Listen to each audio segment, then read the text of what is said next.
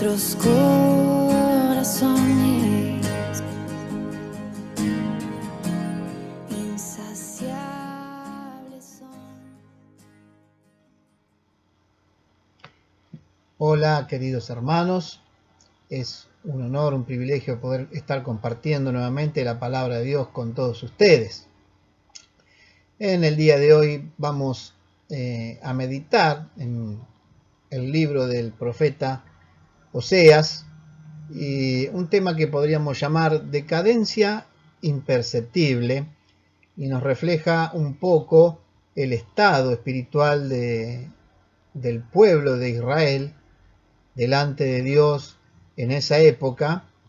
Y sin duda que hoy en día hablar de decadencia es algo que suena muy feo y muy triste. Es una palabra que nos lleva a pensar en ruina, en caer en lo más bajo.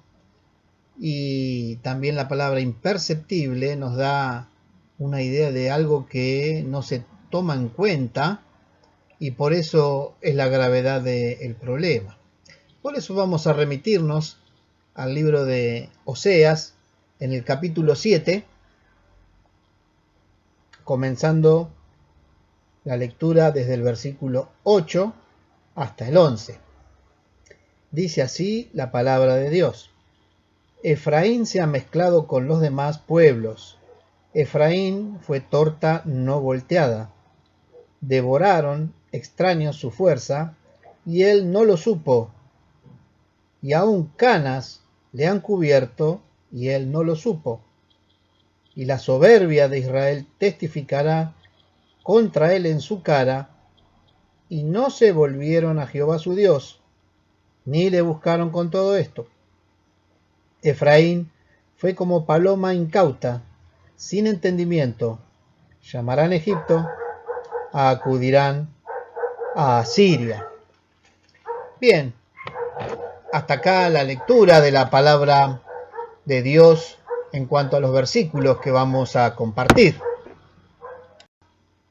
Bien, sin duda que si uno lee los versículos anteriores, puede ver lo que Dios les dice al pueblo y lo que opina del pueblo, y es realmente triste y lamentable. Pero vamos a ver en estos versículos 5 clases de creyentes a través de la figura del pueblo de Israel. Un poco para entrar en tema, si analizamos un poco el libro de Oseas, vamos a ver un libro donde el tema principal es un llamado al arrepentimiento. Dios está exhortando a su pueblo a que vuelva a él y se arrepienta. Este libro, que fue escrito allá por el año 710 antes de Cristo, o sea, fue contemporáneo de Amós, de Jonás, de Isaías y de Miqueas. Los destinatarios de lo que el profeta Oseas decía de parte de Dios es las tribus del reino del norte. Ustedes recuerdan que Israel ya estaba dividido, y al reino del norte se le llamaba genéricamente Israel, o también, como en este pasaje y en otros, se le dice directamente Efraín, porque era la tribu más numerosa. El objetivo del libro, bueno, escrito para una época donde había mucha prosperidad material, pero había una marcada ruina espiritual, y eso era lo triste y lo lamentable. Entonces Dios advierte al pueblo de su apego a los ídolos, de la desobediencia a su palabra, y podría decirse que se lo cataloga de un adulterio espiritual. Habían engañado a Dios yendo en pos de otras cosas, y eso los había llevado a un estado muy lamentable. Por eso vamos a ver 5 clases de creyentes reflejados en el pueblo. Y el primer versículo que leíamos, el versículo 8, nos habla del creyente impuro. Dice: Efraín se ha mezclado con los demás. No solo se habían mezclado con los paganos, sino que vivían igual o peor que ellos, ¿no es cierto? Si ustedes buscan en los primeros versículos, del 1 al 7, todo lo que Dios dice que ellos estaban haciendo, y era lamentable. Había una impureza, se habían mezclado con las costumbres paganas, con sus ídolos, y cometían actos terribles, y se habían desviado totalmente del camino de Dios. La impureza espiritual había corrompido sus vidas, de manera que vemos al pueblo de Israel en este primer grupo de creyentes impuros, como dice la primera parte del versículo 8, pero la segunda parte del versículo 8 también nos habla de otra cuestión del pueblo, pero en esta primera lectura nos dice claramente que ellos se habían mezclado con los demás pueblos, eran como uno más de ellos, no se diferenciaban para nada. Y ahí vemos el primer error en el que podemos caer los hijos de Dios, cuando nos mezclamos con el mundo y no somos diferentes, sino que somos como uno más de ellos. Por eso me gustaría vamos a compartir de cada versículo que extraigamos, más versículos de la palabra de Dios para poder ir corroborando lo que el Señor les quería decir y nos quiere decir a cada uno de nosotros. Vamos a buscar en 2 Corintios capítulo 6 versículos 14 al 18, y dice: no os unáis en yugo desigual con los incrédulos, porque qué compañerismo tiene la justicia con la injusticia, y qué comunión la luz con las tinieblas, y qué concordia Cristo con Belial, o qué parte el creyente con el incrédulo, y qué acuerdo hay entre el templo de Dios y los ídolos, porque vosotros sois el templo del Dios viviente, como Dios dijo: habitaré y andaré entre ellos y seré su Dios, y ellos serán mi pueblo, por lo cual salid en medio de ellos y apartaos, dice el Señor, y no toquéis lo inmundo, y yo os recibiré y seré para vosotros por Padre, y vosotros me seréis hijos e hijas, dice el Señor Todopoderoso.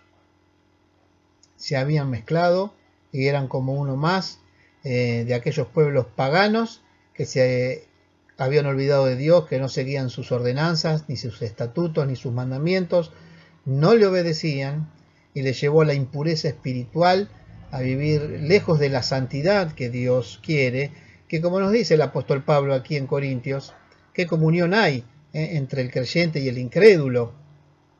¿Qué concordia hay entre Cristo y Belial, o sea, con Satanás?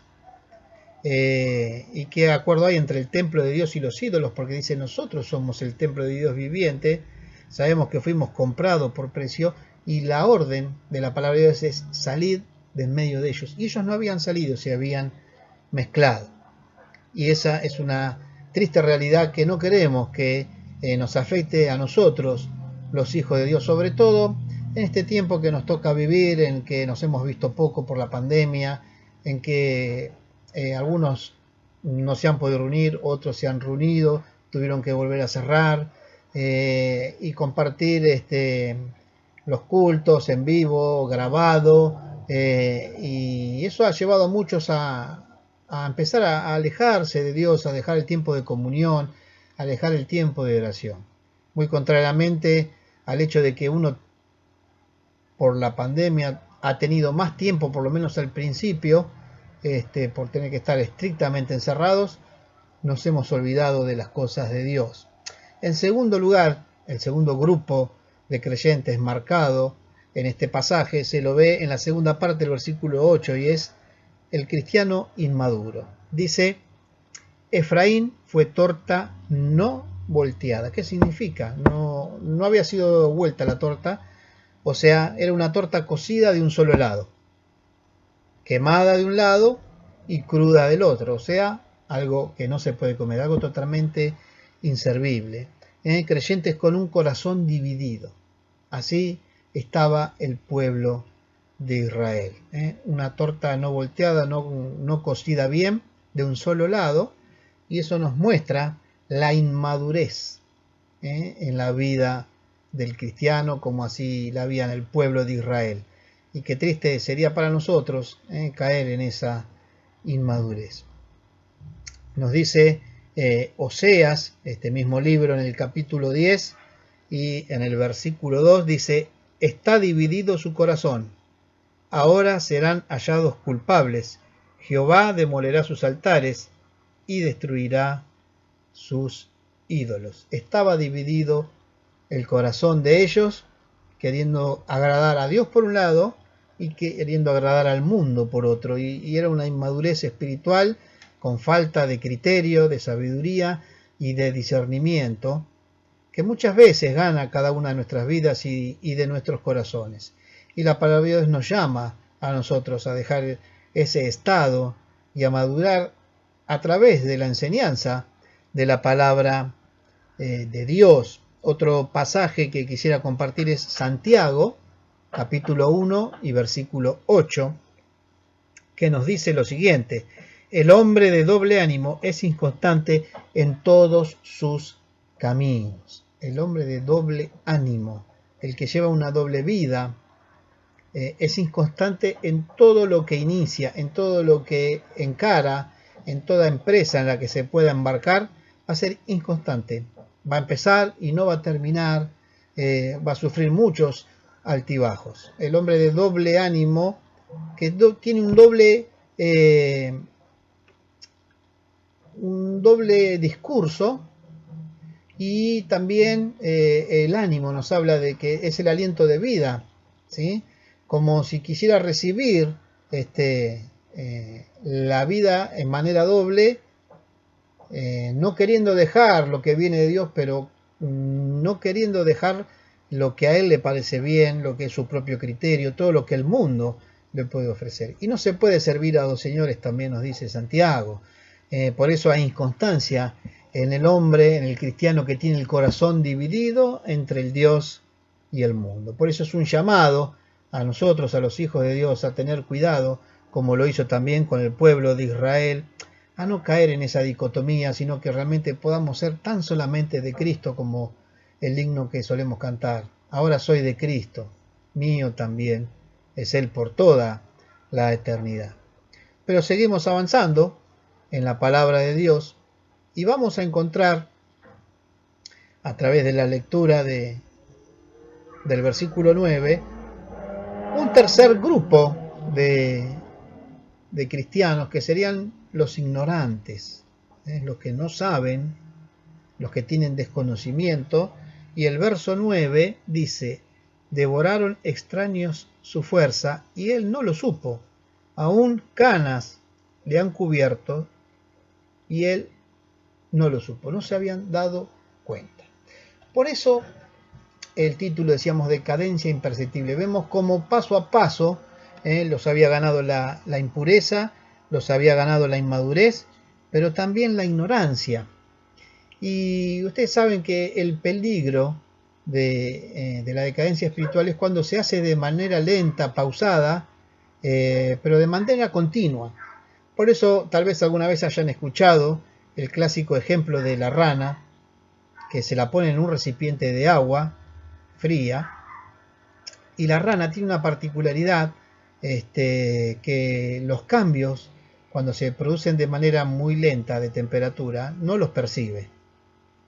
Y hicieron la prueba de poner el recipiente con la rana al fuego, y el agua empezó a entibiarse de a poco, el fuego estaba en mínimo, y la rana no se daba cuenta, porque esto iba siendo de manera muy lenta, de que el agua empezaba a entibiarse y a calentarse cada vez más. De tal manera que llegó el punto en que el agua ya estaba muy caliente, empezó a hervir y la rana murió.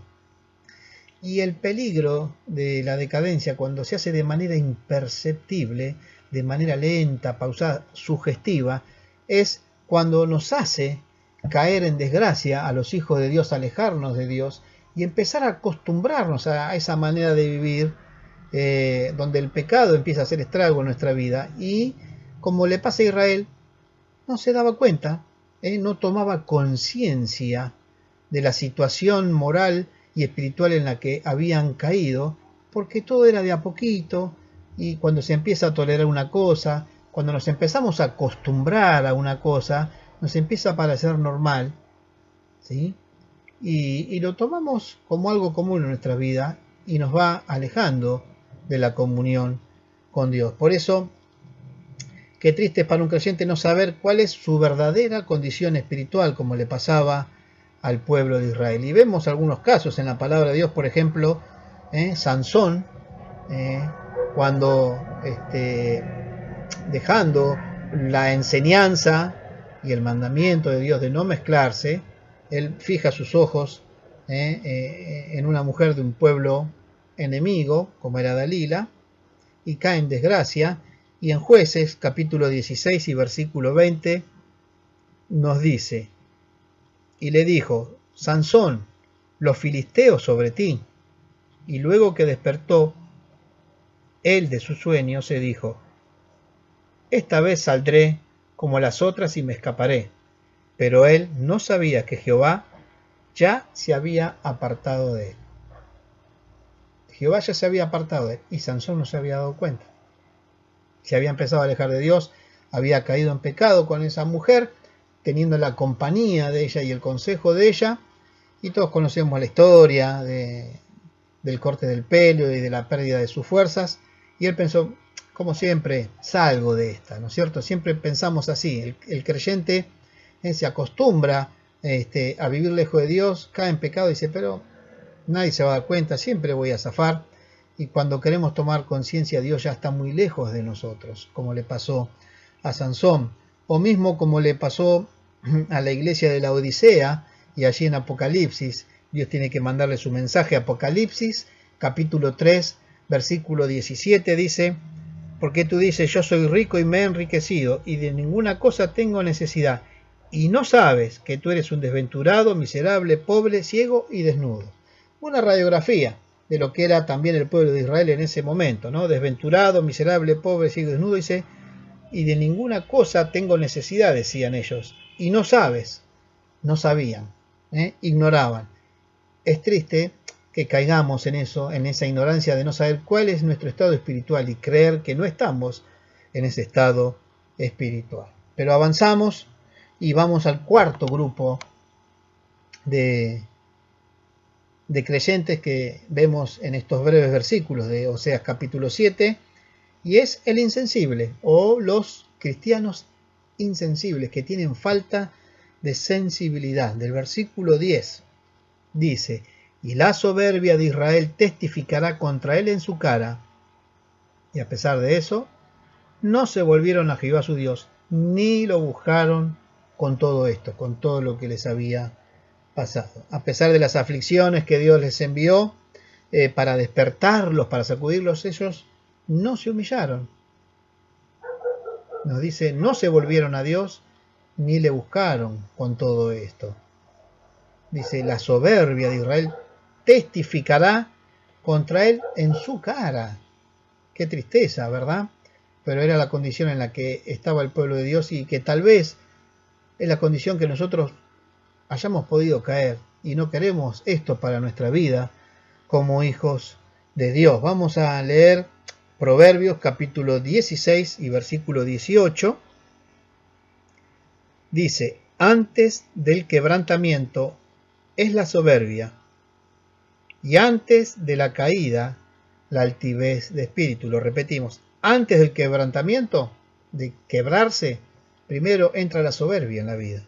Dice, y antes de caer, la altivez de espíritu. La altivez, la arrogancia, la falta de humildad, es todo lo que entra antes de nuestra caída o de nuestro quebrantamiento. Cuando pasamos por eso es porque primero ya le habíamos dado lugar a la soberbia o a la altivez de espíritu, como había hecho el pueblo de Israel. No buscaron a Dios con todo lo que le pasaba, no se volvieron a Él. Seguían orgullosos pensando que así era mejor, o que ellos sí iban a encontrar la solución si tal vez tomaban un poco de conciencia de la situación en la que estaba, pero realmente no habían tomado dimensión, como nos muestra la palabra de Dios, del estado calamitoso y de la decadencia espiritual a la que habían llegado. Y otro pasaje en 1 Pedro, capítulo 5, versículos 5 y 6. 1 Pedro 5, 5 y 6 dice: igualmente jóvenes, estad sujetos a los ancianos y todos sumisos unos a otros, revestidos de humildad, porque Dios resiste a los soberbios y da gracia a los humildes. Humillaos pues bajo la poderosa mano de Dios, para que Él os exalte cuando fuere tiempo. Humillarnos bajo la poderosa mano de Dios, revestirnos de humildad, es lo que Dios nos pide a cada uno de nosotros, que dejemos de lado la soberbia para no caer en la desgracia del pueblo de Israel. La humildad no es una condición social. Muchas veces hablamos de gente que vive en una situación humilde, tal vez por lo precario, ¿no?, de su vivienda o de su condición económica. Pero la humildad es una condición espiritual, nos habla de lo que hay adentro nuestro, que no depende de la situación social o económica en la que podamos estar.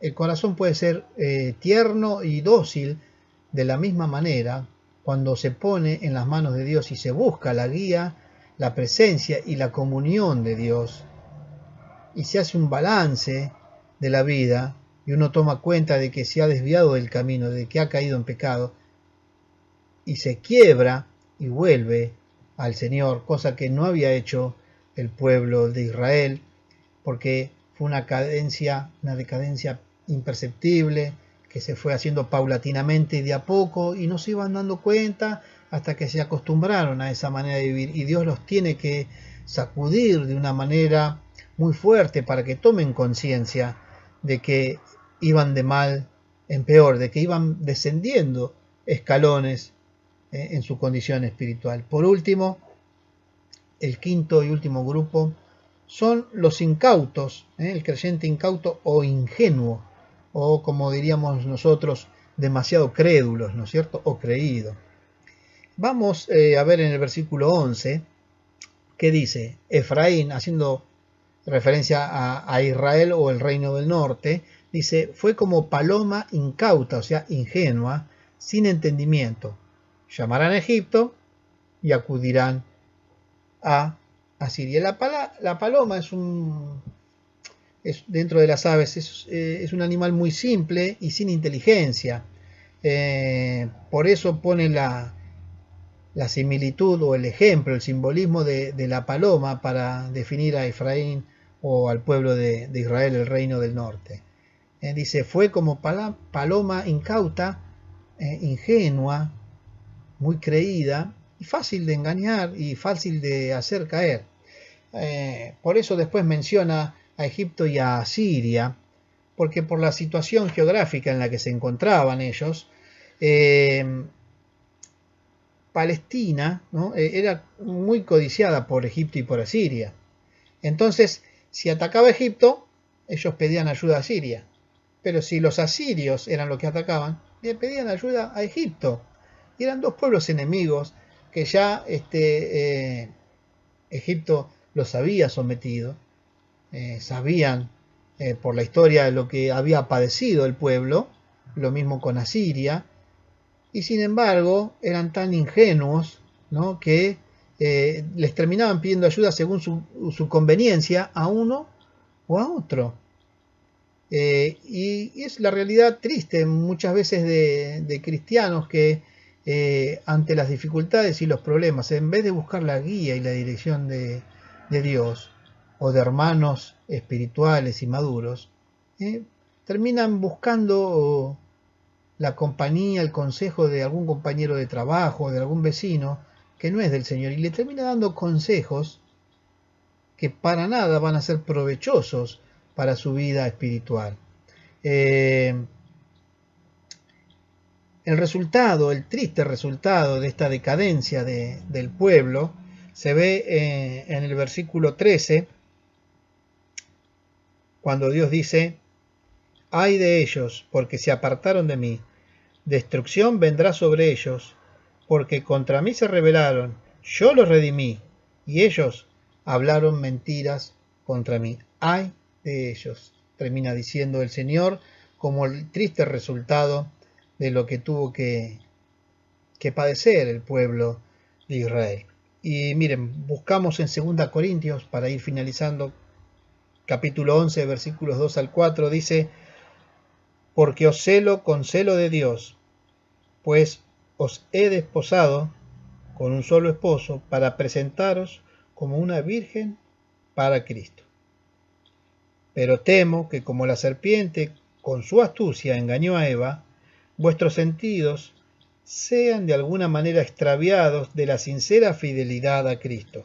Porque si viene alguno predicando a otro Jesús, el que os hemos predicado, o si recibís otro espíritu del que habéis recibido, u otro evangelio que el que habéis aceptado, bien lo toleráis. Así es el estado decadente del que se va alejando como Israel de la comunión de Dios. Termina tolerando otro tipo de cosas que no son las que hemos recibido de parte de Dios para nuestra vida espiritual, y Dios termina diciendo de nosotros: ay de ellos, porque se alejaron. Como la rana que no se fue dando cuenta de que aumentaba la temperatura y que estaba pronta su muerte, así nosotros muchas veces lamentablemente no tomamos conciencia de que vamos decayendo espiritualmente y cada vez es peor, y Dios nos quiere llamar la atención para que hagamos un freno, para que hagamos un alto, para que reflexionemos y volvamos a la comunión con Dios, arrepintiéndonos para que Él nos pueda restaurar. Por último, leemos en el último capítulo de Oseas, en el capítulo 14, en el primer versículo, el llamado de Dios vez tras vez es siempre el mismo: vuelve a Jehová tu Dios. Vuelve a Jehová tu Dios, para salir del pecado en el que habían caído. Vuelve a Jehová tu Dios. Y estamos a tiempo de volver a Él. Tal vez estemos sin darnos cuenta alejados, y es momento de que resolvamos esa situación buscando la comunión, la lectura de la palabra, la comunión con los hermanos, el sabio consejo, para no caer en la impureza, en la inmadurez, en la ignorancia, en la insensibilidad o en la ingenuidad, sino que realmente podamos vestirnos con toda la armadura de Dios para estar atentos, ¿no? Como dice Efesios allí 6:11, de todas las acechanzas del diablo. Él está queriendo aprovechar esta oportunidad para que nuestra fe se debilite y se enfríe. Pero quiera el Señor que tomando toda esa armadura podamos defendernos y dejar ese estado triste que tenía el pueblo de Israel, que no sea un reflejo de nuestra condición espiritual, sino que muy por el contrario, podamos acercarnos, podamos hacer caso al llamado, volver a Dios. El pueblo, a pesar de todo, no había vuelto a Dios ni no se había humillado. Humillémonos bajo la poderosa mano de Dios. Él nos va a exaltar cuando fuere tiempo. Hermanos, que sea una realidad para cada una de nuestras vidas, que esta palabra de Dios pueda ser de provecho para tu vida en el día de hoy, y que realmente, si es nuestra realidad, podamos caer a los pies del Señor humillados para que Él nos pueda restaurar y realmente ser vasos útiles y de honra, dispuestos a servirle a Él. Hermanos, que el Señor les quiera bendecir a cada uno de ustedes y la palabra en cada uno de nuestros corazones. Amén. Es el agua que al beber nunca más tendremos sed. Jesucristo basta, Jesucristo basta. Mi castigo recibió y su herencia me entregó. Jesucristo basta, Jesucristo basta. Jesucristo basta.